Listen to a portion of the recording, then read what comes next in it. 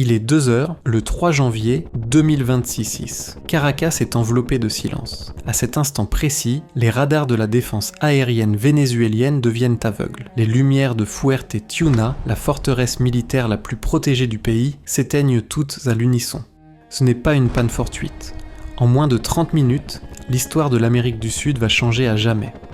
Un commando d'élite des forces spéciales américaines est sur le point de faire l'impensable, pénétrer l'espace aérien le mieux défendu d'Amérique latine, exfiltrer un chef d'État en exercice et l'emmener. Mais comment a-t-il été techniquement possible de percer le fameux mur des Caraïbes ? Pendant des années, envahir le Venezuela a été considéré comme un suicide logistique. Maduro ne se défendait pas avec de vieux fusils. Il avait dépensé des milliards pour créer une bulle inaccessible, des systèmes S-300VM de fabrication russe. Nous parlons de batteries mobiles capables de pulvériser un avion à 250 km de distance. En protection rapprochée, il y avait les redoutés Buk-M2, les mêmes qui ont terrorisé le ciel en Ukraine, ainsi que les vieux mais modernisés S-125 Pechora. Et ce n'est pas tout. Le ciel était surveillé par des radars chinois JY-27 vendus par Pékin précisément pour une caractéristique. La capacité de repérer les avions furtifs. Envoyer de vieux F-16 aurait été un massacre. Le point faible de la défense vénézuélienne était l'absence d'avions de combat de haute technologie. Ils n'étaient équipés que de 21 Sukhoi sur 30 opérationnels. Ils ne pouvaient rien contre les avions américains. Pourtant, à 2h du matin, ce 3 janvier, tout cet arsenal valant des milliards est devenu de la ferraille inutile. Exactement 10 minutes avant l'infiltration, les États-Unis déploient une force de 150 avions militaires au-dessus du ciel vénézuélien. L'objectif est la saturation électronique. Faire disjoncter les radars ennemis. La flotte comprend des chasseurs F-35, F-22 et des bombardiers B-1. Dans cette phase, le rôle crucial est confié aux F-35. Ce sont eux qui bombardent et détruisent les systèmes de défense aérienne vénézuéliens, ouvrant de fait la brèche nécessaire à l'entrée des hélicoptères. La formation d'hélicoptères fonce droit vers le cœur du pouvoir militaire vénézuélien. Fuerte Tiuna. Il ne s'agit pas d'une simple caserne, mais d'une véritable ville dans la ville. Fuerte Tiuna est le centre névralgique du régime.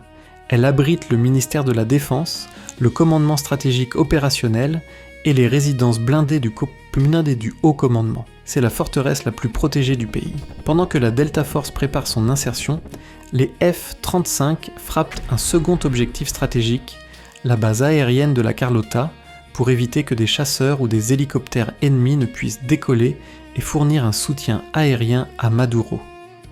Le ciel de Caracas est désormais sous le contrôle total des États-Unis.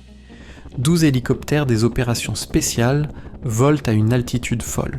À peine 30 mètres du sol, ils filent au-dessus des toits de Caracas, invisibles aux radars, couverts par le vacarme des jets qui volent plus haut pour distraire la défense. Lorsqu'ils arrivent à Fuerte Tiuna, la surprise est totale. Mais la technologie ne suffit pas. Ici entre en jeu le facteur humain, la trahison et une préparation maniaque. La CIA avait déjà pénétré le cercle restreint de Maduro grâce à ses infiltrés. Ces ressources fournissaient un flux constant d'informations permettant aux renseignements de surveiller chaque mouvement du président en temps réel. Le commandement américain connaissait exactement sa position et ses intentions, instant après instant. À l'arrivée des hélicoptères sur Fuerte Tiuna, les unités américaines rencontrent une résistance immédiate et féroce de la part des détachements de sécurité cubains protégeant le président. La fusillade s'étend rapidement au-delà du périmètre de la base. En quelques minutes, toute la zone urbaine environnante se transforme en champ de bataille. La Delta Force n'improvisait pas. Aux États-Unis, ils avaient construit une réplique exacte à l'échelle 1 sur 1 de la résidence de Maduro.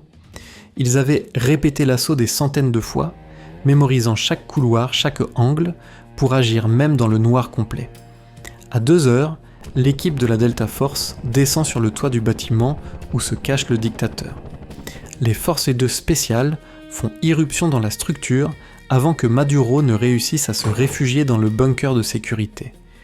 Les soldats enfoncent la porte et capturent le président ainsi que sa femme. Il est menotté, cagoulé et chargé dans l'hélicoptère avec son épouse Cilia Flores. Moins de 20 minutes après l'extraction, le président se trouvait déjà à bord d'un porte-avions américain positionné stratégiquement au large de la côte vénézuélienne. Le groupe naval avait été déployé comme mesure d'urgence extrême.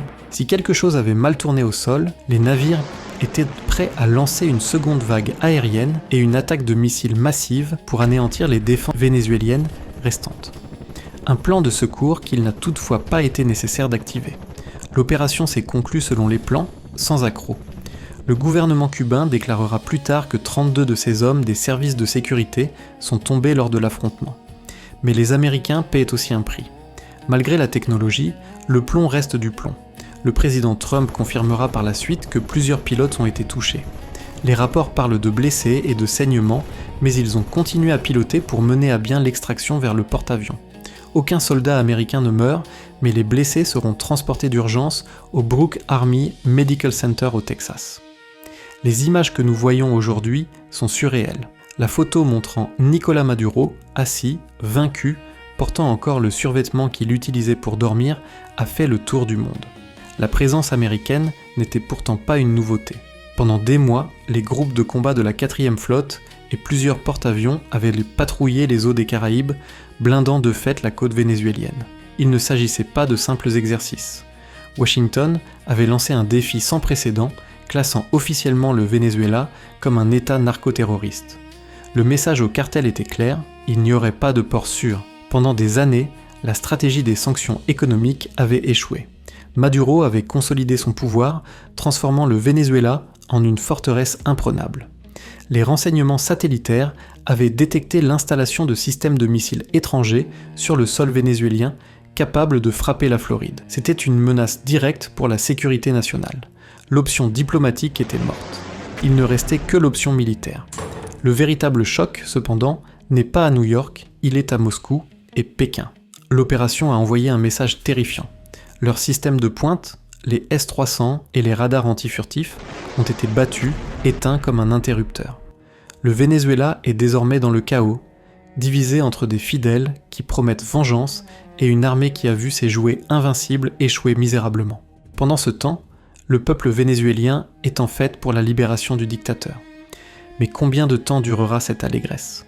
Peut-être ne sommes-nous qu'au début d'une guerre civile encore plus sanglante.